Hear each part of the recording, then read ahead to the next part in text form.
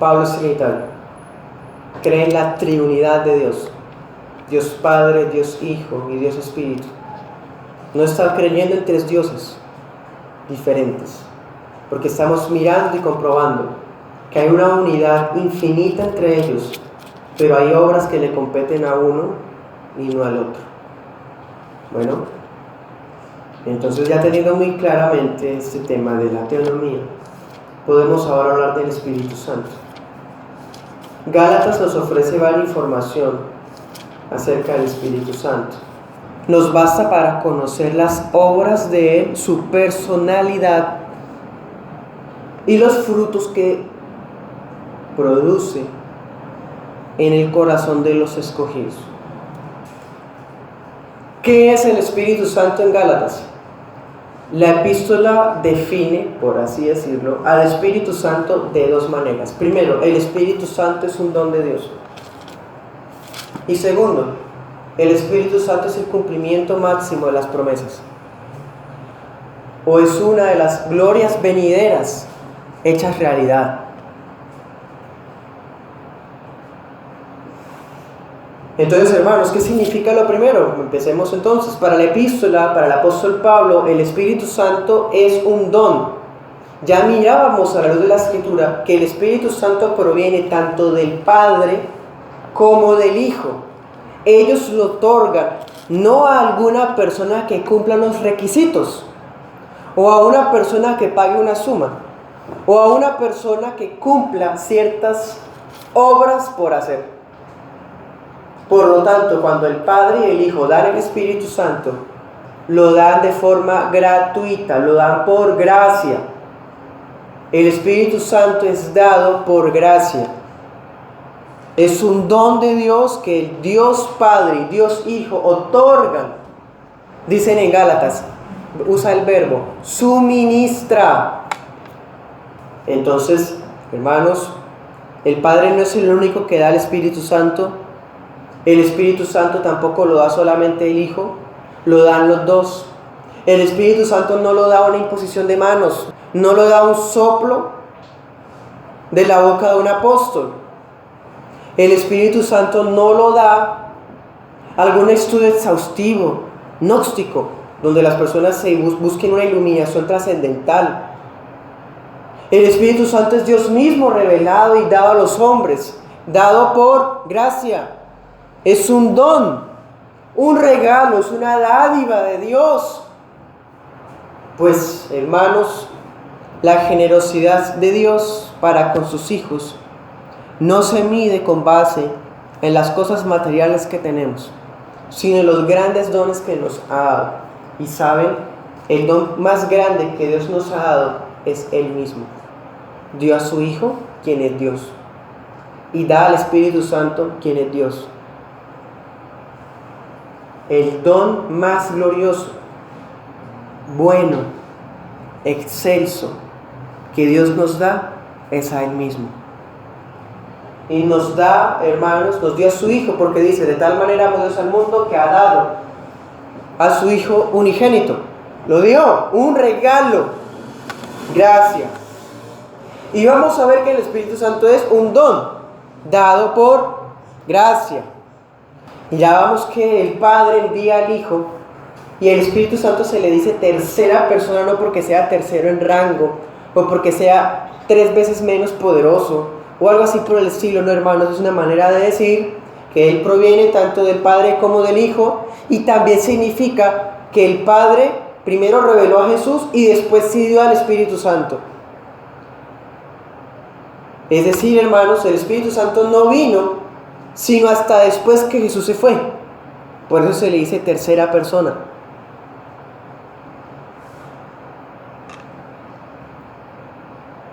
Vamos a Gálatas 3. Versículo 4. Tantas cosas padecieron en vano, si es que realmente fue en vano. Aquel que les suministra el Espíritu y hace maravillas entre ustedes, ¿lo hace por las obras de la ley o por el oír con fe?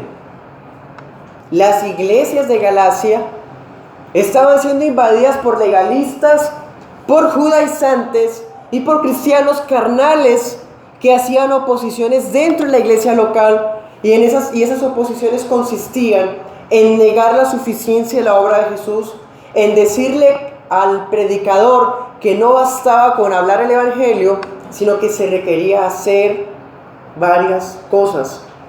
Y entre esas cosas por hacer era hacer obras de la ley. Guardar festividades, guardar días, usar ciertas ropas, usar ciertos alimentos, usar ciertas estaciones y meses de años, en fin. Dentro de las iglesias bíblicas estaba pasando eso. Las iglesias bíblicas, hermanos, no son un pedestal de ensueño, una utopía, un sueño hecho realidad donde todo, hermano, es en paz y armonía. No, las iglesias bíblicas son las que han sufrido más desde adentro a lo largo de los siglos. ¿Qué había en esa iglesia? Había todo eso, y era una iglesia sana. Pablo les tiene que exhortar, amonestar fuerte, y les dice, no pueden olvidar que el Espíritu Santo fue suministrado por aquel. Ya vimos cuando dice aquel o dice Dios, está hablando aquí tanto del Padre como del Hijo. Aquel que les suministra el Espíritu y que todavía sigue haciendo maravillas entre ustedes, Él nos dio al Espíritu Santo, no por obras. ¿Se acuerdan del caso de Abraham? Les está diciendo Pablo. ¿Qué hizo Abraham? No, lo que pasa es que Abraham fue súper obediente porque él estaba en ciertos lugares, él era príncipe allá, y Dios le dijo, vete de tu tierra, de tu parentela. Entonces eso fue lo que a Dios le gustó.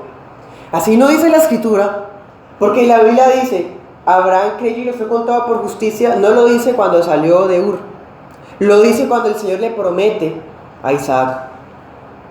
Cuando él está demacrado, débil, anciano, estéril, o por lo menos, humanamente hablando, imposible de concebir, menos su esposa. Es a eso a lo que Abraham creyó. Y vimos que las obras que Abraham intentó hacer para suplir su necesidad fallaron. Cuando tuvo hijos con Agar, ¿se acuerdan? Vimos todo el problema que trajo a su vida, a su familia, a los israelitas más adelante.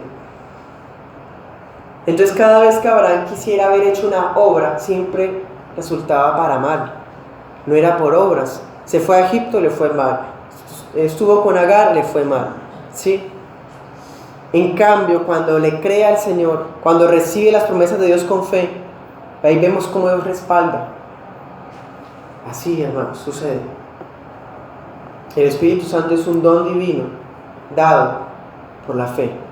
Sabemos nosotros por la Escritura que el Espíritu Santo es el que regala los dones, y entre esos dones está la fe y arrepentimiento. Pero estamos viendo también que sin la fe, arrepentimiento, no hay Espíritu Santo. El Espíritu Santo es el dador de ese don, y Él viene a hacer presencia en el corazón que Él mismo le ofrece ese don. No va a pasar nunca, jamás, que el corazón de un regenerado quede vaciado. Aquella parábola que está en el libro de Mateo, ¿se acuerdan? Esa parábola que habla que había sido limpiada una casa y que quedaba la casa limpia y luego venían 7 espíritus más depravados que los anteriores. Ahí no está hablándonos del corazón de un regenerado, está hablando del corazón de un apóstata. Cuando el Espíritu Santo otorga el don de la fe y del arrepentimiento, esa casa no va a quedar vacía. Va a estar ordenada, sí, pero va a tener alguien habitando ahí adentro. El Espíritu del Hijo que clama en nosotros, Abba Padre, está viviendo ahí. Cuando el Espíritu Santo otorga el don de la fe, Él se queda a vivir ahí, porque Él lo prometió. Él dijo, habitaré y andaré entre ellos, seré su Dios, ellos serán mi pueblo. Él lo prometió. El tabernáculo en nosotros ahora está en nuestros corazones por el Espíritu Santo. ¿Cómo fue que obtuvimos eso? No fue por obras, fue por oír con fe. ¿Oír qué? El Evangelio. Por eso, Gálatas, no se puede añadir, no se puede modificar, no se puede quitar, no se puede innovar, no se puede mejorar el mensaje del Evangelio, porque es el Evangelio el que puede otorgar al Espíritu Santo. Si cambiamos el mensaje del Evangelio, vamos a dar un espíritu diferente, no el de Dios. Vamos a dar el espíritu de nuestras motivaciones, el espíritu de este mundo. En cambio, el Espíritu Santo solamente viene cuando oímos con fe el mensaje del Evangelio. Oír con fe. Esto, ¿se acuerdan en Romanos 14 cuando dice la fe es por el oír y oír por la palabra de Dios? Es la misma idea. ¿Recibimos al Espíritu Santo por imposición de manos?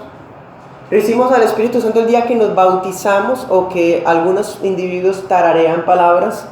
El Espíritu Santo se recibe el día que escuchamos el Evangelio con la fe verdadera.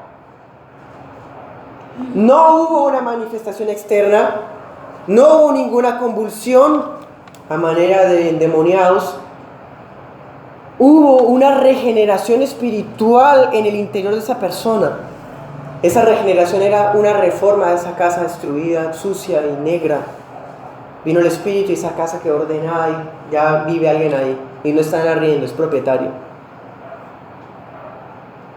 Él no se va a ir el día que pecamos. Es propietario, dueño y omnipresente. Llena el corazón. Una cosa es, hermanos, que el Espíritu se contrista con nuestras obras, hechos y palabras, conductas, actitudes. Pero otra cosa es que se vaya. Si recordamos en el contexto de las Escrituras, vimos el caso de Saúl, que el Espíritu Santo se alejó de él. Pero cuando vemos el caso de personas que el Espíritu Santo habitó su corazón, fueron regeneradas, por más que hubiesen pecado, ellos sentían como el Espíritu Santo se había entristecido. Ellos querían reconciliarse con el Señor. Dice David: vuélveme el gozo de tu salvación, no me quites tu buen espíritu. ¿Se lo había quitado el Señor? No. Pero había, hermanos, celos, dice Santiago, celos. Santiago 4 dice: el Espíritu Santo nos anhela con celos a nosotros. Cuando fallamos al Señor, cuando pecamos, Él no se va a ir. Pero sí se entristece y eso lo percibe el corazón de regenerado. Gálatas 4:6. Por cuanto son hijos, Dios envió a sus corazones el espíritu de su Hijo, el cual clama: Abba, Padre. Así que ya no eres esclavo, sino hijo. Y si hijo, también heredero de Dios por medio de Cristo. Fuimos adoptados como hijos de Dios el día que oímos con fe el Evangelio y el día que el Espíritu Santo vino a vivir en nuestro corazón. Versículo 8: ciertamente en otro tiempo, no conociendo a Dios, servíamos a los que por naturaleza no son dioses. Mas ahora ¿cuándo? Cuando ya fuimos adoptados, cuando ya hubo remodelación y reforma en la casa. Ahora, conociendo a Dios, o no, más bien, siendo conocidos por Dios, ¿cómo es que se vuelven a los débiles y pobres rudimentos? ¿Cuáles? Las obras de la ley. A los cuales quieren volverse a esclavizar. Miren el 10, guardan los días, los meses, los tiempos, los años. ¿Será que trabajé en vano con ustedes? Dice el apóstol Pablo. El Espíritu Santo es imprescindible en nuestras vidas porque por Él podemos ser hijos de Dios y por Él nuestro corazón puede decir: somos hijos de Dios. Y si hijos, entonces somos herederos, coherederos juntamente con Cristo. ¿Se acuerdan de esa promesa que decía el Señor en Salmos 2? Tú eres mi hijo amado, pídeme y te daré por herencia.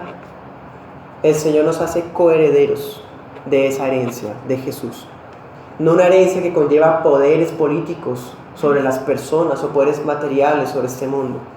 Pero eso es una herencia de la eternidad. Dios envió, ¿ven? Dios, aquel que le suministra el Espíritu. Gálatas 4 dice Dios, tanto el Padre como el Hijo. Dios envió a sus corazones, ¿cierto?, el Espíritu de su Hijo. ¿Qué hace el Espíritu Santo? ¿Qué rol tiene el Espíritu Santo? Ahorita miramos que es un don. Y ahora vamos a mirar un verbo. Algo que hace el Espíritu Santo, que no hace el Padre y que no hace el Hijo. Solo el Espíritu Santo lo hace. Miren el 6, dice, el cual ¿qué? Clama. El Espíritu Santo clama en nuestros corazones. Está viviendo en nuestro interior y está clamando. ¿Qué es clamar? Una oración intensa, ¿cierto? Una mera fuerza activa no puede clamar. Un mero poder, una mera fuerza, un mero viento no puede clamar. Este pasaje nos enseña la personalidad del Espíritu Santo. Para el apóstol Pablo, el Espíritu Santo lo da Dios, ¿cierto? Lo da el Hijo porque dice el Espíritu de su Hijo. El Espíritu Santo le pertenece a Jesús. Eso también ya lo miramos. Pero hay algo que hace, que no hacen los otros. Es decir, el Padre y el Hijo.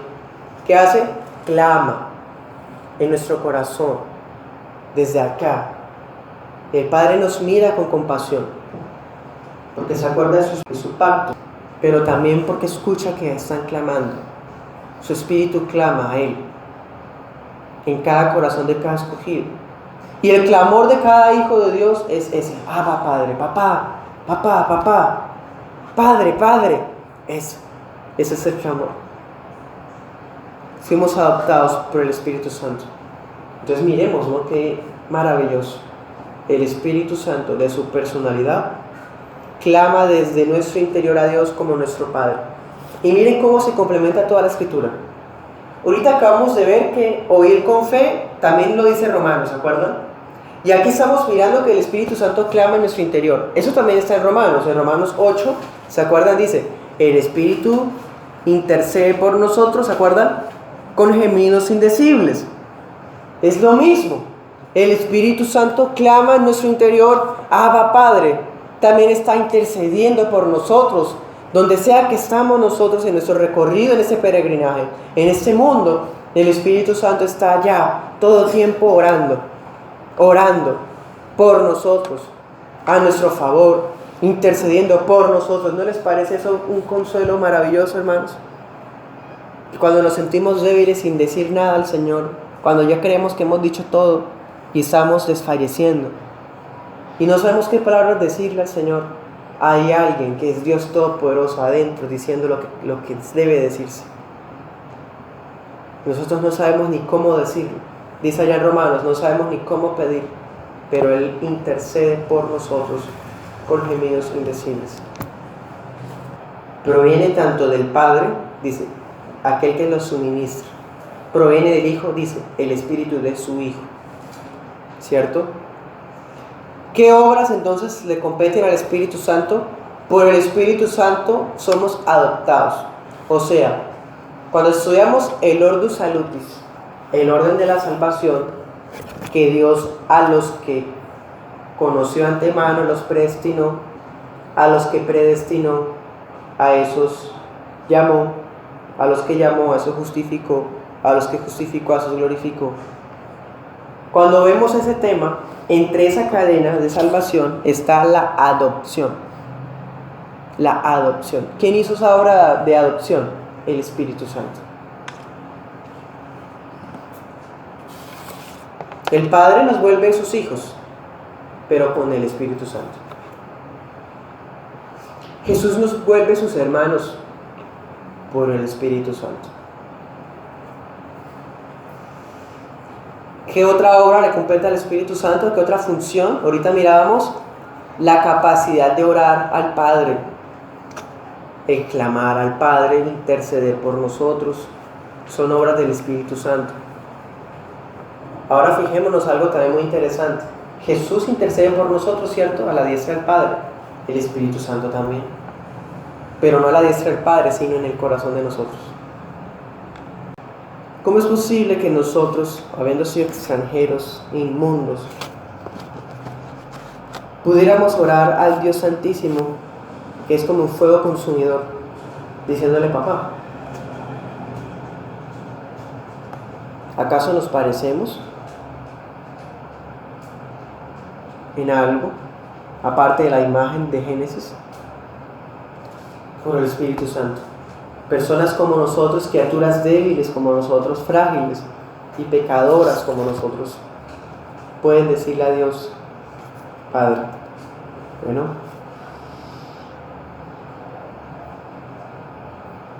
dice la traducción viviente, Gálatas 4:6, el Espíritu Santo nos impulsa a exclamar, nos impulsa.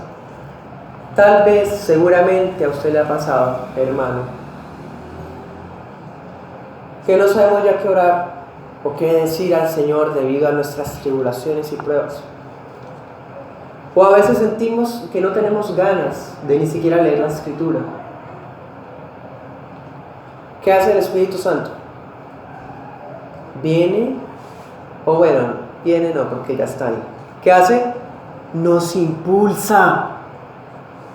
¿Qué dice Corintios? Mira otra conexión. En Corintios dice: el amor de Dios nos constriñe. Y aquí está diciendo: el Espíritu nos impulsa. Lo mismo. No podemos, no queremos, sentimos desfallecer. Viene el Espíritu Santo, nos da ese empujón que necesitamos para hacer algo que solos no podíamos hacer.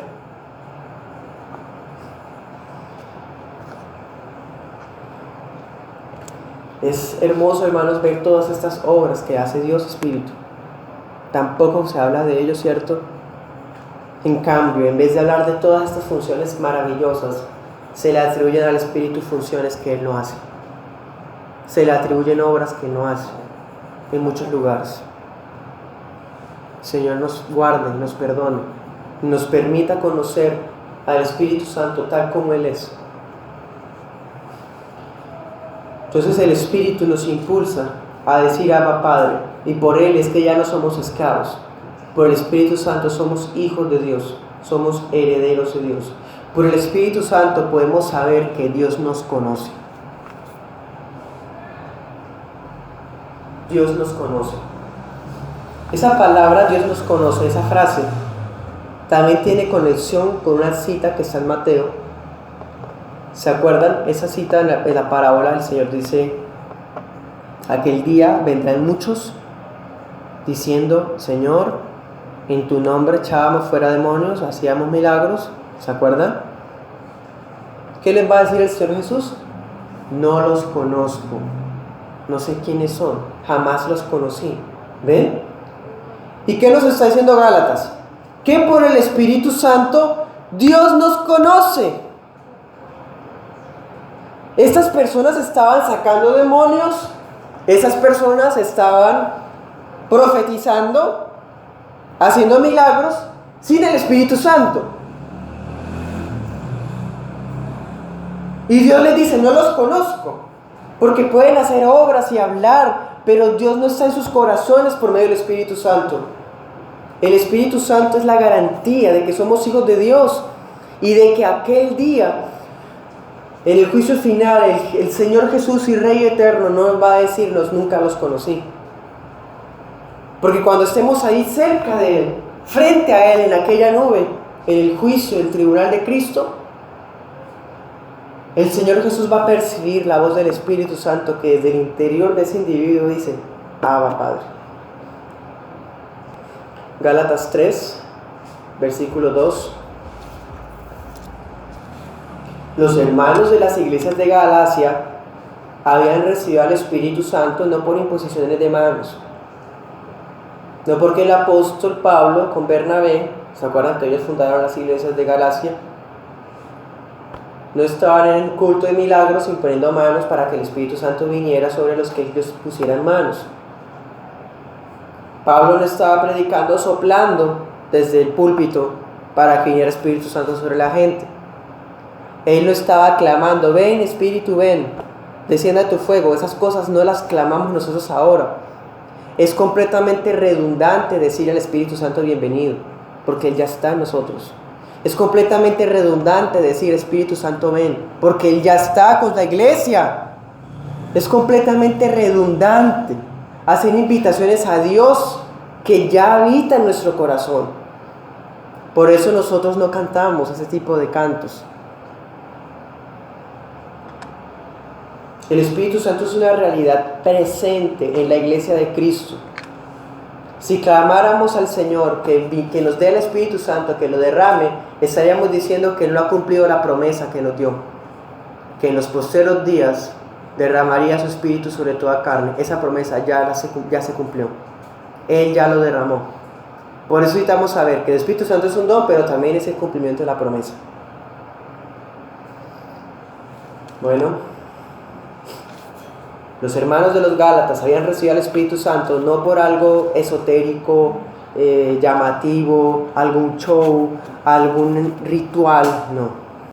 Ellos reciben al Espíritu Santo, ¿cómo? Algo muy fácil, muy sencillo. Dice, oír con fe. ¿Viene usted aquí a escuchar a un fulano hablando algo que usted no cree? ¿O no tiene nada más que hacer hoy? Si usted y yo venimos a escuchar el mensaje que se predica desde el púlpito con fe, eso es, hermanos, la manera de recibir el Espíritu Santo. Y bueno, ¿y qué se habla desde el púlpito? El Evangelio y solamente el Evangelio. No hay otro tema más que hablar. Para eso hay otros lugares, pero el púlpito es para hablar el Evangelio. Pues hermanos, los Gálatas aprendieron eso, pero parece que lo estaban olvidando. Hermanos, los Gálatas escucharon la predica. Hermanos, pero los hermanos estaban sucumbiendo de andar en el Espíritu para andar en la carnalidad. Miren el 3, dice, tan necios son. Ustedes comenzaron por el Espíritu y ahora van a acabar por la carne. ¿Cómo así empezar por el Espíritu? Oír con fe. ¿Y cómo es entonces terminar en la carne? Añadirle a oír con fe mis obras, mi éxito, mis méritos, mis cosas, mis reglamentos, mis requisitos, lo que yo puedo hacer, lo que yo me tengo que abstener, agregarle más cosas. Eso es terminar en la carne. Miren, hermanos, qué sutil. La carnalidad no son solamente los pecados escandalosos. La iglesia estaba deslizándose a la carnalidad y ni siquiera se había dado cuenta. Porque ya no estaban oyendo con fe el mensaje. Estaban oyendo algo, pero no estaban creyéndolo plenamente, sino que necesitaban más cosas. ¿Realmente estamos escuchando con fe el Evangelio? ¿Realmente sí están escuchando con fe? ¿Estamos oyendo con fe? La carnalidad es muy sutil, disimulada. Fíjense que la carnalidad no necesariamente es un estado indigno evidente. Uy, esa persona está en la carne, se le nota. No necesariamente. Basta con satisfacer los deseos personales de cada uno. Basta con eso para que una persona empiece a recaer en la carne. Gálatas 5, 16. Anden en el Espíritu y no satisfagan los deseos de la carne. ¿Qué es andar en el Espíritu, hermanos? Andar en el Espíritu es eso, no satisfacer los deseos de la carne. Porque el deseo de la carne es contra el Espíritu y el del Espíritu es contra la carne. Estos se oponen entre sí para que no hagan lo que quisieran. Pero si son guiados por el Espíritu, no están bajo la ley. Entonces, si estamos siendo guiados por el Espíritu, no tenemos a qué volver a las obras de la ley, porque por el Espíritu Santo ya somos la ley misma, ya la cumplimos. Si Dios está en nuestro corazón, ya se cumplió toda la ley. Pero si yo creo que Dios no está en mi corazón, sino que tengo que hacer, invitarlo a que venga, entonces pensaría y sería engañado de que tengo que hacer obras de la ley. Miremos Gálatas 6:8. Dice: el que siembra para su carne, de la carne segará corrupción, mas el que siembra para el Espíritu, del Espíritu segará vida eterna. ¿Qué significa eso de sembrar? Eso es una ley de la siembra y la cosecha, algo así. Pues hermanos, miremos. Sembrarle a la carne significa satisfacer nuestros propios deseos. Fácil ya, sencillo. Eso es. Andar en la carne, eso vamos a mirarlo en nuestro estudio de Gálatas. En dos maneras se puede resumir. Primero, satisfacerme a mí mismo, lo que yo quisiera hacer. Y segundo, añadirle al Evangelio más cosas por hacer. Eso es carnalidad. Esa es la carnalidad. Entonces los que estaban andando en la carne estaban en la iglesia de los Gálatas. Seguramente eran miembros también de la iglesia de los Gálatas. Claro, porque tenían mucha influencia. Estos carnales estaban acechando, se oponían, se burlaban de los que andaban en el Espíritu. Esa misma escena se ha repetido siempre. O sea, no ocurrió solamente en la iglesia de los Gálatas o en esta iglesia local. Ocurrió también en la iglesia de Abraham. Miremoslo. Gálatas 4:29. La iglesia de Abraham, ¿cuál era, hermanos? La familia. Todos los siervos, los criados que tenían. ¿Se acuerdan en Génesis 17? El Señor sabe que Abraham guiaría a su familia en los caminos del Señor. Esa era la iglesia de Abraham. 4:29 dice: pero como entonces el que había nacido según la carne perseguía al que había nacido según el Espíritu, así también ahora. Mas, ¿qué dice la Escritura? Echa fuera, expúlsalo, a la esclava y a su hijo, porque no heredará el hijo de la esclava con el hijo de la libre. Abraham debía expulsar a Agar y a Ismael. Los Gálatas, si no se arrepentían, es una orden que el apóstol estaba dándole a los ancianos de esa iglesia: expulsen a aquellos que no se están sujetando al mensaje único del Evangelio. Tienen que ser excomulgados.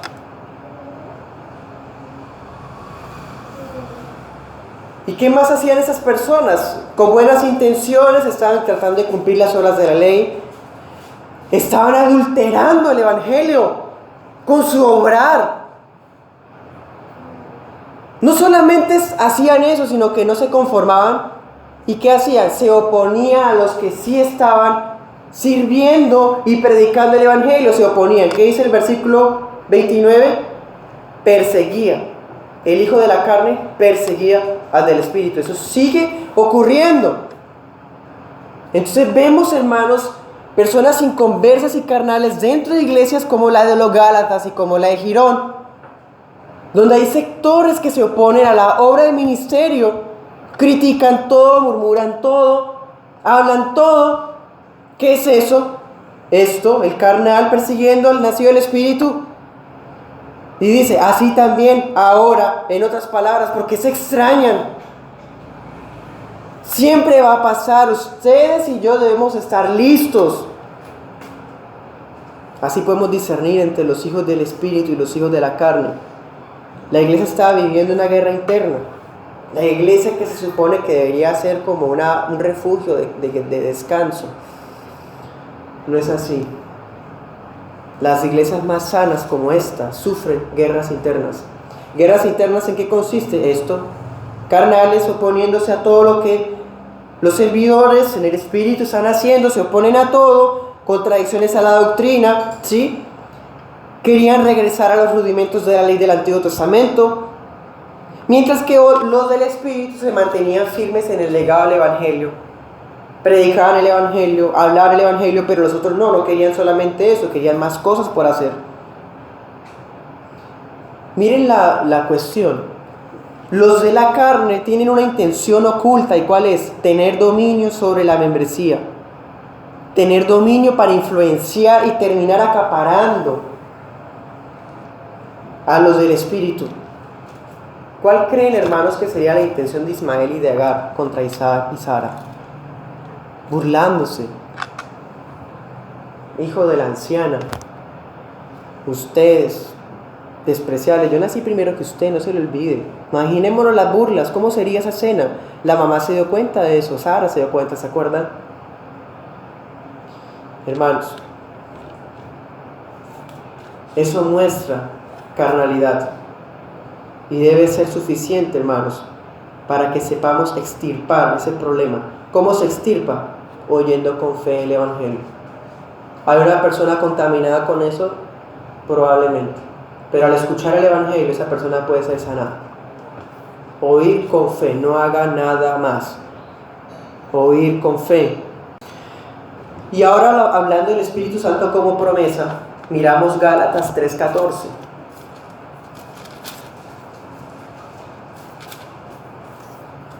Dice: para que en Cristo Jesús la bendición de Abraham alcanzara a los gentiles, a fin de que por la fe recibiéramos la promesa del Espíritu. El Espíritu Santo hacía parte de la bendición dada al creyente Abraham. El Espíritu Santo hacía parte de las promesas que el nuevo pacto traería consigo, cumplidas.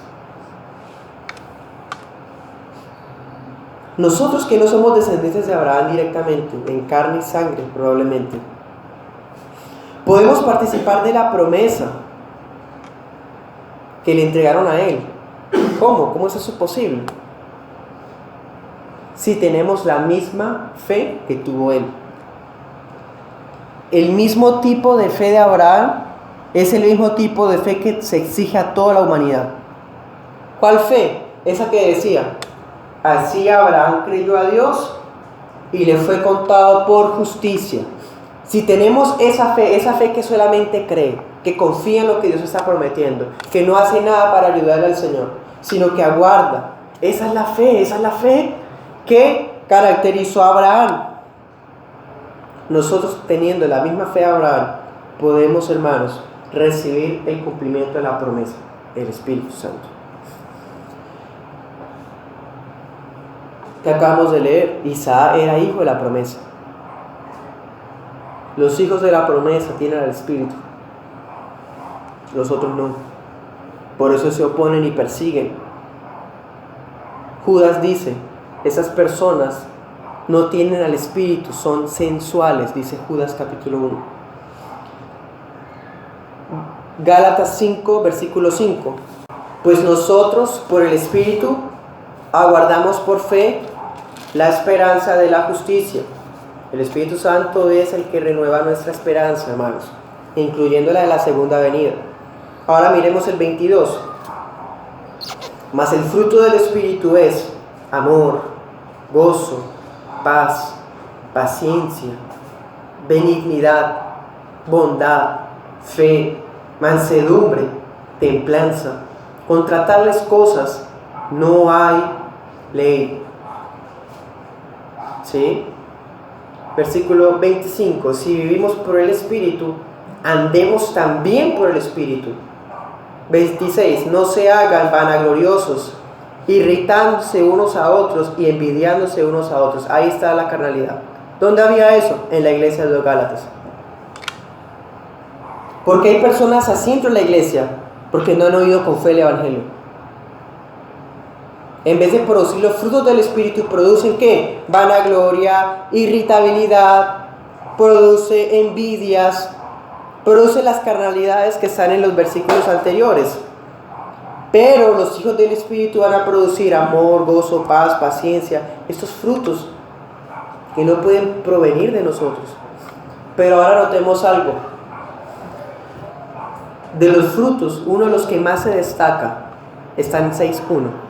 Dice: hermanos, si alguno fuere sorprendido en alguna falta, ustedes que son espirituales, o sea, que se identifican con el Hijo de la promesa, que dicen que tienen al Espíritu Santo, ustedes tienen que restaurarle con espíritu de mansedumbre, considerándote a ti mismo, no sea que tú también seas tentado.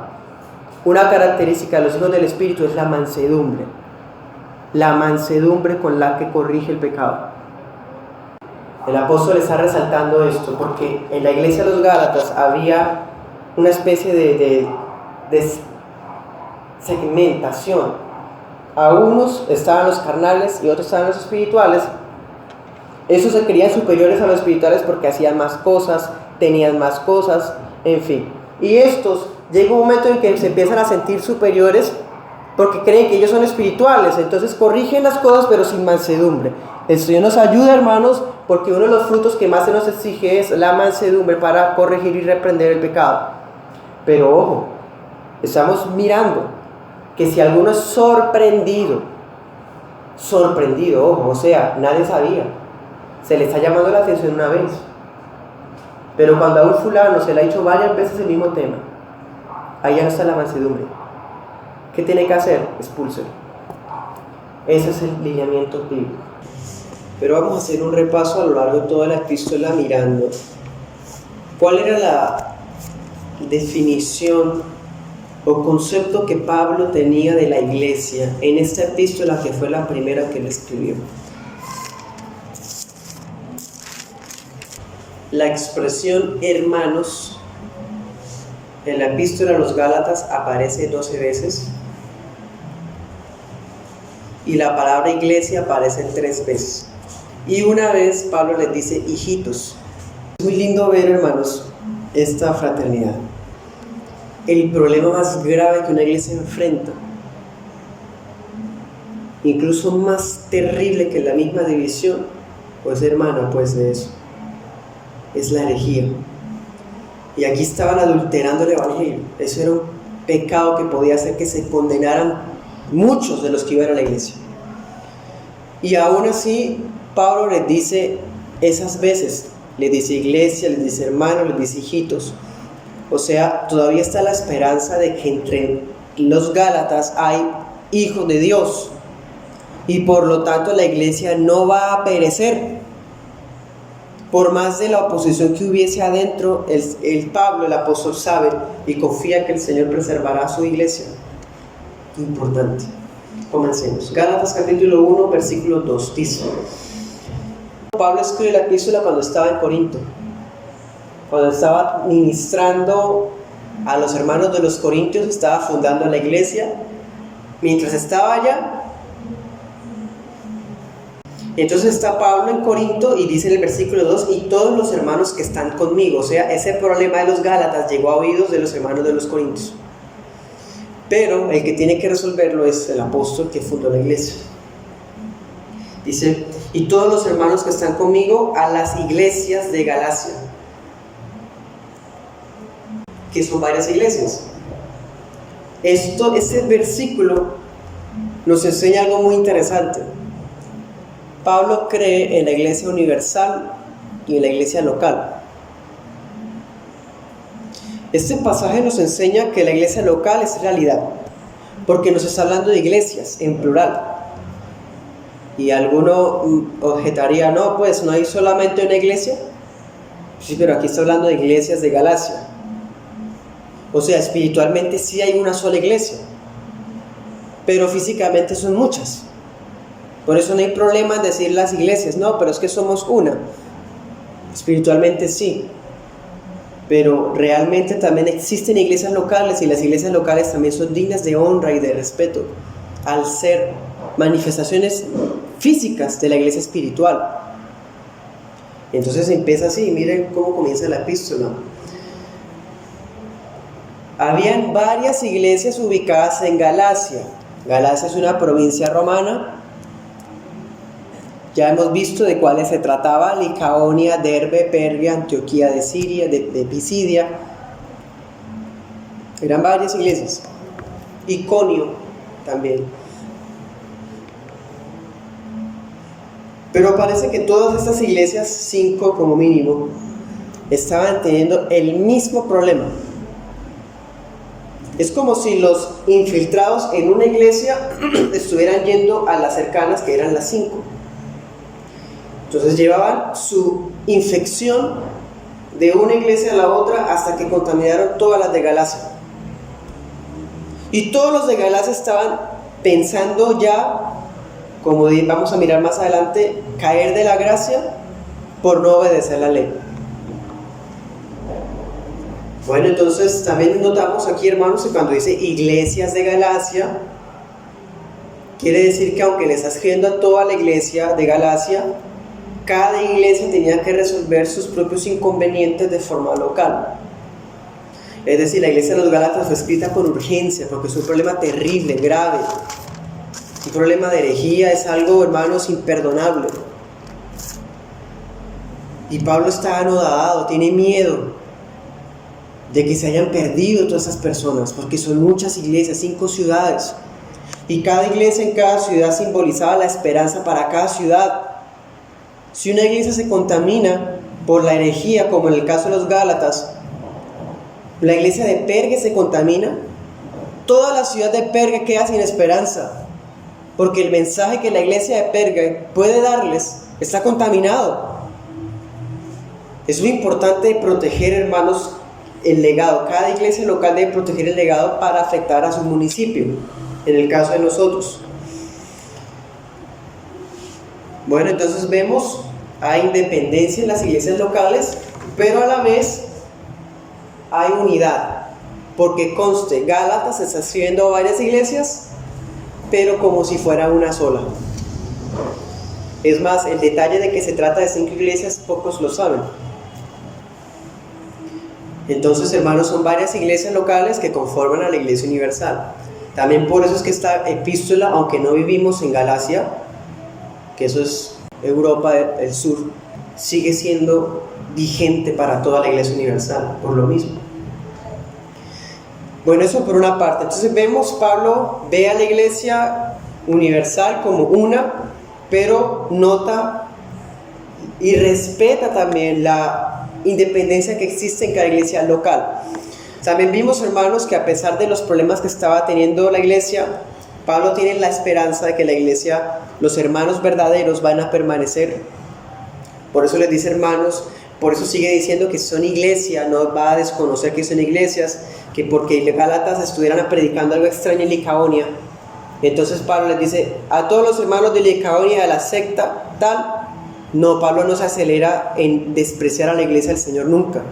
Eso nunca lo hace un siervo de Dios, jamás. Entonces, hermanos, él todavía les dice iglesias, porque sabe que el Espíritu Santo va a guardarlas para que sean restauradas en la doctrina. Para eso se escribe la epístola. Ahora, tercero, ¿quiénes conforman a la iglesia? Hoy día, hermanos, con el mensaje humanista, se piensa que la iglesia está conformada por los que vienen a culto. Entonces, desde el siglo XIX se inventaron los folletos, hubo una tergiversación de la membresía, y entonces el que quería ser miembro llenaban sus datos con fecha y todo de cuando nacieron de nuevo, y esa es la membresía. Entonces, en el siglo XX, con el auge del pentecostalismo informal, el que pasaba al frente a hacer una oración de fe se volvía miembro y parte de la iglesia. Ahora, en el siglo XXI, el que hace la lección 1 del discipulado es miembro de la iglesia, o no, o más aún, el que va a encuentro. Entonces va al encuentro, va al retiro, lo reciben con aplausos y abrazos y anotan su nombre, y ese es miembro para la iglesia. Demasiado lejos, hermanos, porque aunque ser parte física de una iglesia es imprescindible, asistir es necesario, eso no convierte a nadie en miembro y tampoco hace que permanezca como tal. Hay algunas maneras para ser miembros de la iglesia, y Pablo lo dice de forma escueta. Gálatas 1:4 dice: Jesucristo nuestro Señor se dio a sí mismo por nuestros pecados. Está hablando a Pablo y los hermanos que están conmigo, ¿se acuerda? A las iglesias de Galacia. O sea que las iglesias están conformadas por aquellos por los cuales Jesucristo murió. Empezando por eso. Jesucristo se dio a sí mismo por nuestros pecados, o sea, Cristo se dio por los pecados de la iglesia. La iglesia está conformada por aquellos por los que Cristo se sacrificó. ¿Qué más dice? Para librarnos del presente siglo malo. La iglesia está conformada por aquellos que ya fueron librados del presente siglo malo. ¿Cuál es el presente siglo malo? El sistema mundano, la cultura, la mundanalidad. Ese es el presente siglo malo. Pues hay personas que vienen a la iglesia y son parte del presente siglo malo todavía. Su presentación lo demuestra, su forma de hablar lo demuestra, sus creencias lo demuestra. Y puede venir mucho tiempo a nuestras iglesias que hablamos sola escritura y aún así permanecer endurecidos por el pecado. Entonces esa persona no es parte de la iglesia aunque venga por años a la iglesia. Entonces la iglesia está conformada por aquellos por los que Jesucristo se entregó y aquellos que fueron liberados del presente siglo malo. ¿Qué tiene el presente siglo malo? Gálatas nos va a enseñar las obras de la carne, fornicación, homicidios, herejías, sectarismos, inmundicias, todas esas cosas es el presente siglo malo. Y los hermanos Gálatas eran parte de todo eso, iguales que usted y que yo. Pero fuimos librados de ese presente siglo malo para conformar a la iglesia del Señor. Bueno, dice, conforme a la voluntad de nuestro Dios y Padre. Entonces, hermanos, vemos lo primero que se requiere para ser parte de la iglesia es que Cristo haya muerto por nosotros. Y la pregunta es, ¿yo de qué manera participo en eso? O sea, eso es un cuadrito que yo tengo el derecho de llenarlo y hacerle el chulito al cuadrito. Cristo murió por mí, sí. Cristo murió por usted que no abandona el presente siglo malo. En cambio, podemos tener esa certeza cuando vemos que la sangre de Cristo ha sido tan eficaz en nosotros que realmente el presente siglo malo para nosotros es eso, siglo malo. Y estamos santificados de ello. Eso es la iglesia. Entonces, por eso dice Gálatas 5, los que son de Cristo han crucificado la carne con sus pasiones y deseos. Son de Cristo. ¿Quiénes conforman la iglesia? Los que son de Cristo. ¿Bien? Son de Cristo, ¿por qué? Porque Cristo los compró con su sangre para librarlos, ya lo vimos, para perdonarnos. Y ahora que nos hizo su propiedad, somos suyos. La iglesia está conformada por aquellos que somos de Cristo. Ese es el presente siglo malo. Andar en los deseos, las pasiones. Ese es el presente siglo malo. Ahora, miremos 2:19. Yo por la ley morí para la ley, a fin de vivir para Dios. Con Cristo estoy juntamente crucificado, y ya no vivo yo, sino vive Cristo en mí. Y lo que ahora vivo en la carne lo vivo en la fe del Hijo de Dios, el cual me amó y se entregó a sí mismo por mí. Ya que la muerte de Jesús fue a favor de nosotros, nosotros tenemos ahora que vivir para Él. Cristo murió por nosotros para que nosotros vivamos para Él. La iglesia está conformada por aquellos hermanos que han entendido esto o que han sido cubiertos por esto, que viven para Dios. Pues habían hermanos allá en los Gálatas que no solamente andaban en sus deseos y pasiones, sino que no vivían para Dios, sino para sí mismos. Vamos a mirarlo ahorita. Se estaban complaciendo a sí mismos, querían tener influencia ellos. Incluso por eso trataban de opacar el ministerio de Pablo. Eso significa, hermanos, que nuestra naturaleza carnal, porque todavía seguimos siendo carnales en el sentido físico de la palabra, somos de carne y hueso. Pero esos deseos que todavía están, hermanos, en nosotros, están pegados al madero, juntamente con el cuerpo de Cristo. Ese día, hermanos, cuando el Señor Jesús estaba dando en la cruz y estaba con sus brazos extendidos, en Él también estaban nuestros malos deseos y nuestro pecado.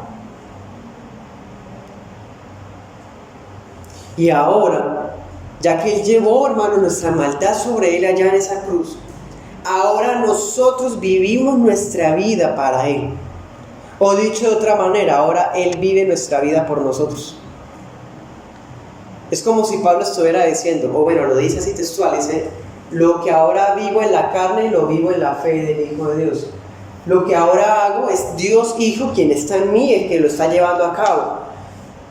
Por eso la iglesia es el cuerpo de Cristo. Es como si Cristo estuviera en la tierra nuevamente a través de su cuerpo, que es la iglesia. Vivimos para Dios, y lo que hacemos para Dios es Cristo mismo haciéndolo. Para Dios a través de nosotros. Esa es la iglesia. También, hermanos, vemos la iglesia está conformada por aquellos que el Padre Celestial ha adoptado como sus hijos. Gálatas 3:27.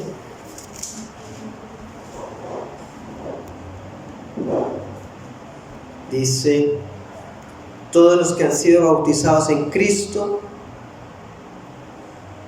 Leámoslo desde el 26. Dice: todos son hijos de Dios. Gálatas 3:26. Porque todos son hijos de Dios por la fe en Cristo Jesús. Pues todos los que han sido bautizados en Cristo están revestidos de Cristo. Mas a todos a los que lo recibieron y a los que creen en el nombre de Jesús, les dio el derecho de ser hijos de Dios. Esos son los hijos de Dios. Esos hijos de Dios conforman a la iglesia. Independientemente de su proveniencia. Siguiente versículo dice: ya no hay judío ni griego, no hay esclavo ni libre, no hay hombre ni mujer, todos son uno en Cristo Jesús.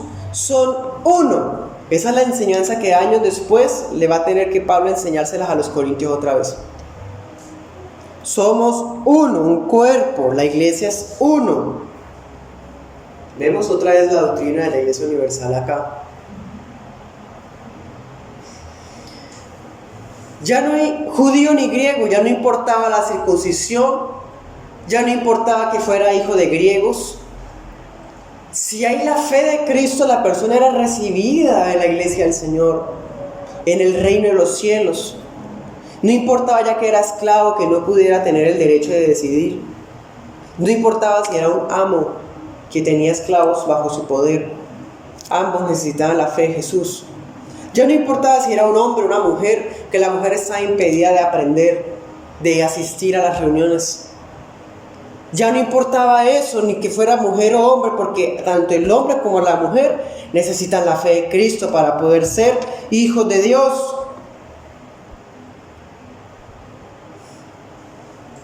Entonces la iglesia, hermanos, eso también nos enseña que ella está conformada por gente de distinta proveniencia. La iglesia no hace excepción de personas que diga: esta iglesia es de negros, esta iglesia es de mestizos, esta iglesia es de blancos, esta iglesia es de los de estrato 4, esta iglesia es de los de clases bajas. Hermanos, eso no puede ser. Las iglesias están conformadas por judíos, griegos, hombres, mujeres, esclavos, bueno, ya no hay esclavitud, ¿no? En ese mismo sentido. Entonces, de empresarios como empleados, no hay diferencia, hermanos. Es una sola fe, así como es un solo Señor.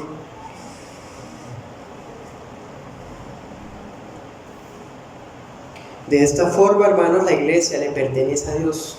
Gálatas 6:16 tiene los versículos más contundentes. Dice: a todos a los que anden conforme a esta regla, paz y misericordia sean a ellos y al Israel de Dios. No todos los que iban a la iglesia de los Gálatas eran el Israel de Dios. Por eso Pablo dice: a los que anden conforme a esta regla. ¿Cuál regla? Lo que ha estado hablándonos en Gálatas. Andar en el Espíritu, ¿cierto? Y todas las cosas que vamos a estudiar estos años. A los que anden de esta manera, a ellos paz y misericordia, porque ellos son el Israel de Dios. sentían confianza por asistir a la iglesia de los Gálatas. Es que es una iglesia apostólica, esa sí es apostólica. La iglesia de Iconio, de Listra, fue fundada por el apóstol Pablo cuando iba en compañía de Bernabé. Vieron milagros, señales y prodigios.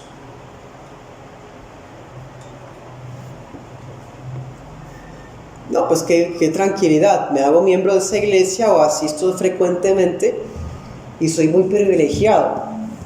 Hermanos, si en ese tiempo no funcionaba así, mucho menos ahora que ya no hay siervos apóstoles. Entonces, hermanos, miren, ¿el Israel de quién? De Dios. La iglesia le pertenece a Dios, no a una cabeza eclesiástica, no a un apóstol, no a un profeta, no a un papa. La iglesia le pertenece a Dios. Dios es el que la edifica, Dios es el dueño de ella, porque Dios envió a su Hijo para formarla, para librarla del presente siglo malo, como hemos estado leyendo.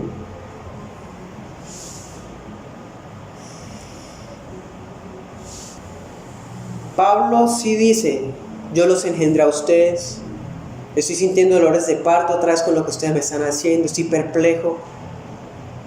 Sí, pero no vemos, hermanos, un sentimiento de propiedad por parte de Pablo, porque eso, hermanos, es lo que estaba sintiendo los infiltrados en la iglesia, se estaban creyendo los dueños de la iglesia. Cuando llegamos a la fe nosotros con mi familia, veíamos mucha confusión, y todavía la hay en esas congregaciones, de que si estamos bajo la ley, bajo la gracia. Y que si estamos bajo la gracia, entonces estar bajo la ley significa obedecer los mandamientos, como por ejemplo el día del Señor. Entonces, como no estamos bajo la ley, somos libres de esos preceptos. Entonces la persona, de forma privada, tenía el derecho de decir qué parte era la ley y qué parte era la gracia. Entonces, como yo estoy bajo la gracia, yo creo y vivo lo que está bajo la gracia. Entonces la persona decía que algo era la ley, eso no lo hacía porque como no está en la ley. Entonces la mujer no puede enseñar, como no le conviene, ¿qué dice? Eso es de la ley. No, pero es que eso es antiguo pacto. No, eso es del nuevo pacto, es de la gracia. Eso es lo que está ocurriendo hoy día, hermanos. Y hay otros que entonces, estando en la ley, quieren obedecer a Dios y les da terror irse a la gracia porque dicen: no, entonces si nos vamos mucho hacia la gracia, vamos a pecar y a deshacer, porque vamos a tener libertad. Ese inconveniente lo ha tenido la iglesia hace siglos, hermanos. Y de hecho, si una iglesia no madura en eso, será un problema que les va a costar muchísimo, si es que ese problema no las va a hacer apostatar.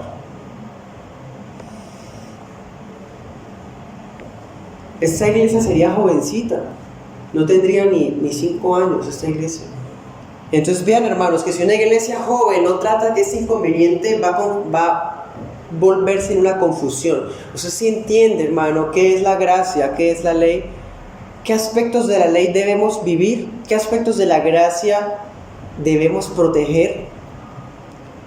¿Cuáles aspectos de la ley están vigentes? Los principios morales de la ley de Dios, que están resumidos en los 10 mandamientos. Esa es nuestra ley, esa es. No las leyes rituales, no las leyes de ceremonias, no las leyes de apariencias, sino los 10 mandamientos, que son los principios morales. Esa es nuestra ley, vigente. Y Dios, hermano, nos entregó esos mandamientos, y son 10. No tenemos derecho de descartar a alguno de ellos. La mayoría de congregaciones e incluso de iglesias ya no tienen los 10 mandamientos, sino los 9 mandamientos. Y ya no solo los 9, ahora los 8. Porque quitan el cuarto, el del día del Señor, y quitan el 10º, que es no codiciarás. Entonces, hermanos, que el Señor nos ayude para conservar siempre el equilibrio en la ley de Dios, porque ella es eterna. Y también de la gracia, porque ella es la que nos salva, no la ley. Pero si yo empiezo a andar en esa ley para ganarme a Dios, el favor de Dios, entonces estoy cayendo de la gracia. Cayendo de la gracia me refiero a que estoy malentendiendo algo tan importante. ¿A que estoy entonces salvándome por obras? Y eso de por sí es herejía. Una herejía, hermanos, es una enseñanza falsa que puede incluso condenar a un alma. Y la herejía tal vez más terrible que existe en la humanidad es esa: creer que se es salvo por obras. Esa herejía ha llevado más almas al infierno que cualquier otra. Y los Gálatas estaban absorbiéndola. Qué terrible, hermanos. Gálatas 3:23. Antes que llegara la fe, estábamos confinados bajo la ley, encerrados para aquella fe que iba a ser revelada. De manera que la ley ha sido nuestro guía para llevarnos a Cristo a fin de que fuéramos justificados por la fe. Pero ahora que ha venido la fe, ya no estamos bajo ese guía que era la ley. Porque todos son hijos de Dios por la fe en Cristo Jesús, y es lo que leamos ahorita. ¿Ven? La ley fue nuestro guía, fue un tutor mientras llegaba el que era, hermanos, el Señor, el Mesías. Cuando ya llega el Señor, Él es el que nos justifica por la fe. Y realmente siempre ha sido por la fe, porque la ley nadie puede justificarse por ella. Nadie ha sido capaz de obedecerla plenamente. Pues hermanos, los hermanos de la iglesia de los Gálatas estaban abandonando la gracia de Dios. Estaban queriendo ganarse el favor de Dios, conservando las tradiciones judías, conservando el Shabbat, las fiestas del libro de la Torá, estaban conservando los rituales de no comer, no tocar, etc. Estaban conservando esas tradiciones judías todavía. Pero hay una confianza en el corazón de Pablo. Gálatas 5:10 dice, que es lo que también les he estado diciendo, dice: yo confío respecto de ustedes en el Señor. Miren eso, yo también confío respecto de ustedes en el Señor, que no pensarán de otro modo, pero el que los está perturbando, quien quiera que sea, llevará la sentencia. Pablo confía que a los escogidos nada los va a arrastrar de cambiar de parecer. Nada los va a arrastrar de abandonar la sana doctrina. Nada los va a arrastrar de abandonar el evangelio que se les entregó, el evangelio de la gracia de Dios. Pablo confía en el Señor, no en ellos, en el Señor, de que el Señor los preservará. Esa es la pena.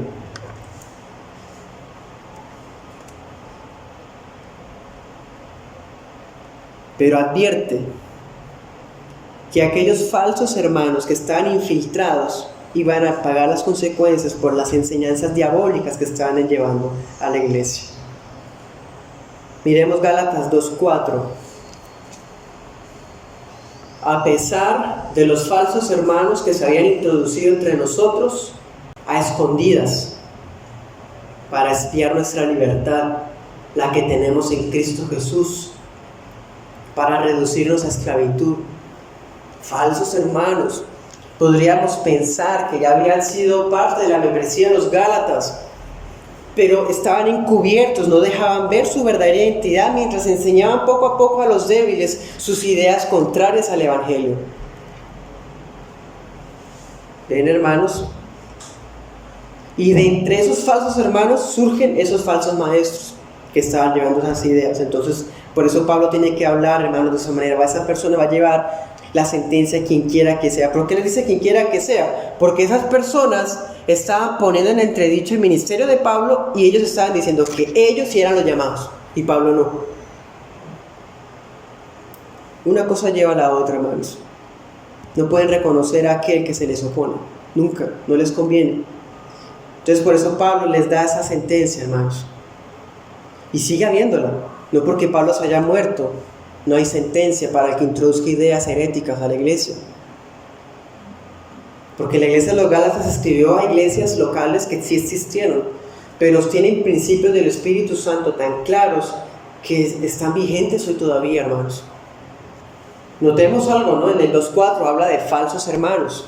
Eso quiere decir que la regeneración es algo tan misterioso que incluso podemos ser engañados por mucho tiempo de personas que creemos que están regeneradas, pero no.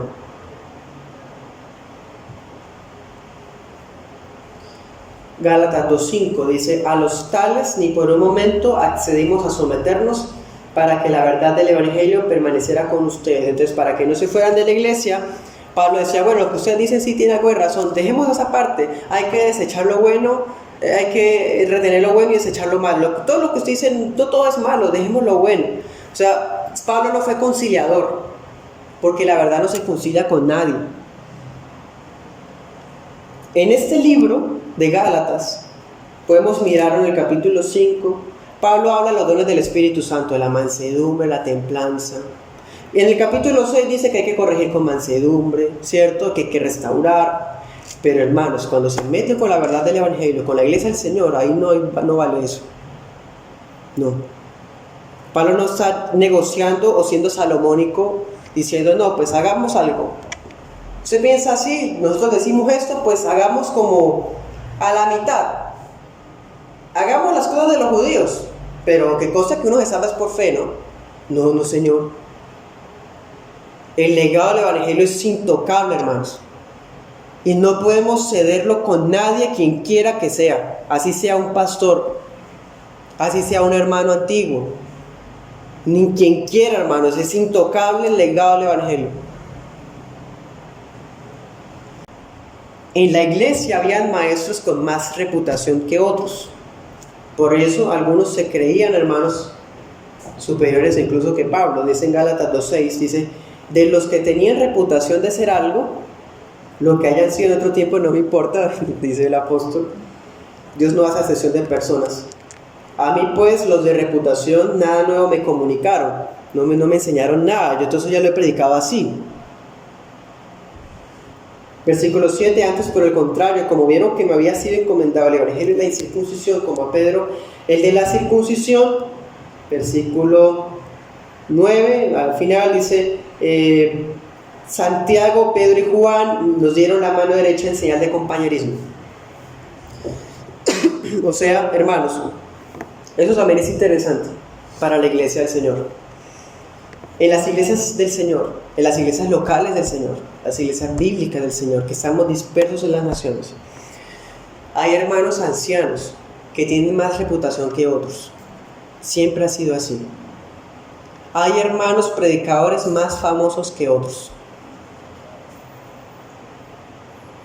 Pero esto no anula el hecho de que todos los miembros son iguales en valor.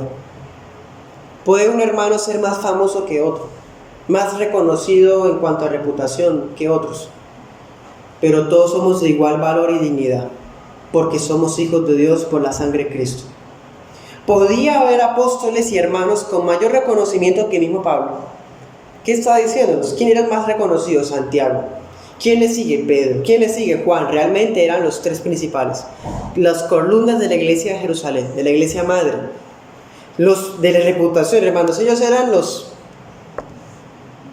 pero estaban los tres y no los veían como infalibles, sino como ejemplos a seguir. Pero Pablo dice, no me importa, Dios no hace acepción de personas. El tema de la reputación es más de nosotros, pero no es de Dios. Lo que hacía genuino al apóstol Pablo y lo que hace genuino a los llamados hoy, a los ancianos hoy, a los pastores hoy, es su compromiso y su apego al mensaje del Evangelio, aunque no sean famosos. Entonces es igual de digno de honra, de respeto y de sugestión un anciano que vive en el anonimato, que nadie lo conoce, que incluso se le opone, pero que es fiel al Evangelio, igual de digno a un hermano famoso de YouTube que tiene cientos de miles de suscriptores. Porque para Dios no hay acepción de personas. Porque lo que los hace dignos del ministerio que tienen es la gracia del Señor y la fidelidad que por la gracia del Señor ellos están llevando a cabo. Fidelidad al Evangelio, no a las obras, sino al Evangelio.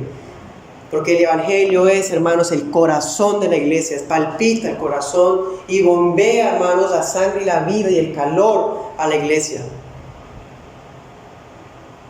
El pastor que proteja ese corazón merece honra. Así no sea famoso.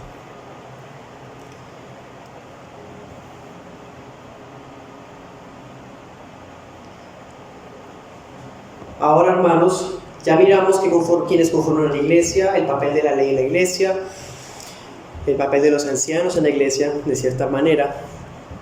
Ahora vamos a mirar otro detalle. Si hay una congregación de personas, ¿qué es lo que hace que esa congregación se vuelva iglesia? Preguntémosle al apóstol, al Espíritu Santo. Gálatas 3, versículo 1, dice: Gálatas insensatos, les está diciendo tontos, porque estaban dejando atrás el evangelio por obras. Y Pablo en ese libro está diciendo que mansedumbre, que hay que reprender con templanza. ¿Sí ven, hermanos? Porque la verdad es innegociable. Dice: ¿quién los fascinó? O sea, los hechizó. Bueno, cuando estemos estudiando este texto lo profundizo. ¿Quién los fascinó para no obedecer a la verdad? A ustedes, ante cuyos ojos Jesucristo fue ya presentado claramente crucificado. Hermanos, lo que hace que la iglesia sea una iglesia local es la predicación de Jesucristo crucificado. Predicamos a Cristo crucificado, a su cruz, a su sacrificio, a su obra en la cruz. Eso hace que la iglesia de Gálatas sea iglesia. Y Pablo dice: iglesias de los Gálatas, a pesar de los problemas graves que estaban habiendo doctrinales. Pablo confía en el Señor, que aquellos farsantes iban a llevar la sentencia. Y Pablo sabe y confía en el Señor, que el Señor preservará a su pueblo, porque entre ellos hay gente que ha escuchado el evangelio verdadero. ¿Cuál es? Jesucristo crucificado. Siguiente, dice versículo 2. Quiero saber una cosa de ustedes. ¿Recibieron el Espíritu por las obras de la ley o por escuchar con fe la predicación? Díganme, ¿qué van a decir los Gálatas? Acordémonos cuando hicimos nuestra introducción en Hechos 14, del 20 hasta el capítulo 16:5. Las iglesias de los Gálatas empezaron en las sinagogas de los judíos, porque Pablo iba a la sinagoga de los judíos. Y los creyentes seguían congregándose en la sinagoga de los judíos. A no ser que hubiera, un problema ahí con los judíos y los echaran, o bueno. De todas maneras empezaron en sinagogas. ¿Sí? ¿Será que ellos no habían escuchado la ley por muchos años? Sí, hermanos. ¿Hacía cuántos habían sinagogas en Gálatas? En Galacia, ¿cuántos años habían sinagogas? Hacía, hermanos, siglos. Cuando los israelitas fueron dispersos en el exilio de Babilonia, muchos de ellos llegaron a esas regiones. Y aproximadamente el siglo IV a.C. empezaron a fundarse las sinagogas. O sea, llevarían siglos escuchando la predicación de la ley. La ley, la ley, la ley.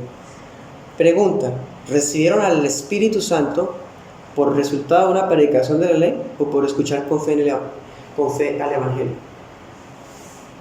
Es obvio, hermanos. Pablo no estuvo ni un año ahí, y predicando el Evangelio reciben el Espíritu Santo, el Espíritu Santo prometido. ¿Cómo? Por escuchar con fe. ¿Y dónde están las obras de la ley? No hubo nada hay que hacer, hermanos, de obras de la ley. ¿Ven? Entonces, segundo aspecto, hermanos, de una iglesia local: se predica el Evangelio, se hace énfasis en sola fide,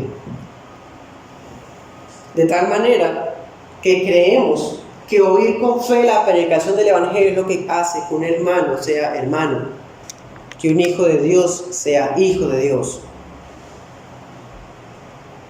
Ahora Gálatas 3:3 dice: tan insensatos son, habiendo comenzado por el Espíritu, ahora van a acabar por la carne. Comenzar por el Espíritu. Ahorita que acaba de decir, ¿recibieron el Espíritu por la ley o por escuchar con fe? O sea, hermanos, la iglesia es iglesia porque el Espíritu Santo está ahí, porque recibimos al Espíritu Santo. Independientemente de una imposición de manos, El Espíritu Santo está cuando el Evangelio de Jesucristo es proclamado. Ahí está el Espíritu Santo, porque donde está el Espíritu del Señor hay libertad. El Señor es el Espíritu, dice Corintios. Entonces, hermanos, esos son los tres aspectos que Pablo está diciendo de que se conforma la iglesia local de los Gálatas, y ellos seguían siendo iglesia porque eso permanecía aunque hubieran farsantes enseñando cosas contrarias.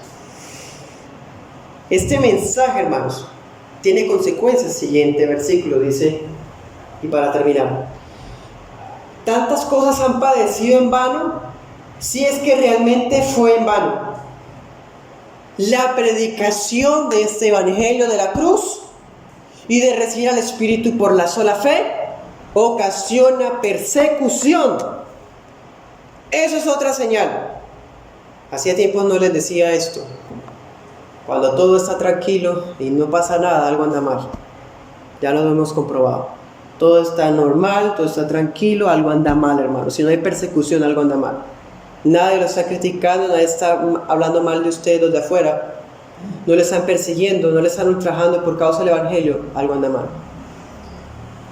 Llevar el Evangelio y testificar el Evangelio, hermanos, ocasiona persecución. Y precisamente eso era lo que los falsos maestros no querían. Querían evitar a toda costa ser perseguidos. Querían evitarlo. Pues claro, es ofensivo que se diga a las personas que no se salvan por obras, sino por sola fe. Eso es ofensivo. Ataca al orgullo humano que quiere hacer para que le den. Gálatas 6:12: todos los que quieren agradar en la carne, esos los están obligando a ustedes a circuncidarse. ¿Para qué? Dicen, solamente que para no padecer persecución a causa de la cruz. Porque ni aun ellos mismos que se circuncidan guardan la ley. Y lo dice alguien que sí la guardaba, hermanos, lo más que podía. Ya nos acordamos de Saulo, ¿cierto? Dice, pero quieren que ustedes se circunciden para gloriarse en su carne.